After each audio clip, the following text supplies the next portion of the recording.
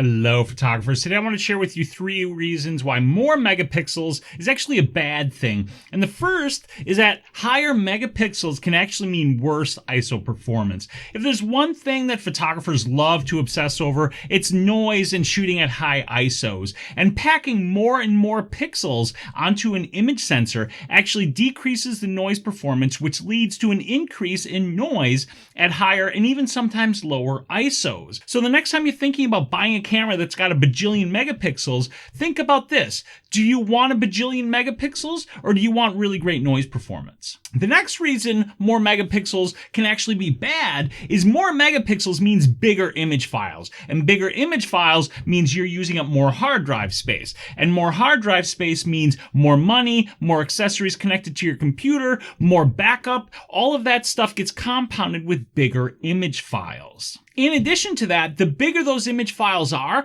the more taxing it is for your computer to edit those files. This can slow down your computer's performance and cause problems for you trying to actually just finish an edit and get that image out to the world. And the third reason is that more megapixels can mean way more detail in your image. Now, some people want and need that level of detail, and if you want and need that, that's great. But think about this. First of all, having way more detail in your image can mean way more time editing, especially if you're doing portraits and you do retouching on those portraits. Because if you can count every pore and every piece of hair on a piece of skin or every single speck of dust on a piece of clothing, that's that much more stuff that you've got to clean up, which is going to mean more hours of editing in front of your computer. In addition to that, if you only ever share your images on Facebook or Instagram and you never print, then more megapixels is totally wasted on you. The average camera nowadays has at least 16 to 18 megapixels, which is plenty of megapixels for printing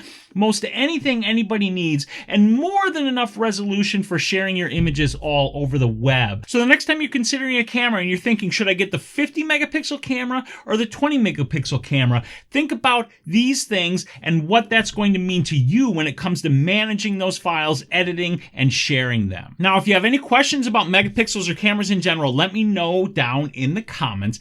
And while you're down there, I've got a question for you. How many megapixels are you currently shooting with? Let me know in the comments. And then do me a favor and like this video and subscribe to my channel. And when you subscribe, also make sure you hit that bell button so you don't miss a single one of my videos. If you like this video, maybe share it with your friends, especially that one that's just obsessed with those megapixels. But the most important thing you need to do is get out there and take some damn photos, all right? I'll see you on the next live show. Think about how all of those extra megapixels are going to roll out across your world as far as photography is concerned.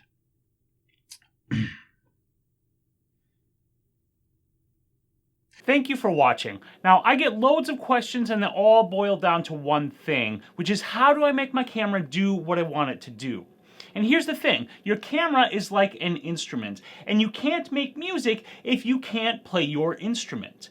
If you want to learn how to play your camera like the instrument it is, visit this link right here to check out my Guide to Shooting in Manual Mode video course.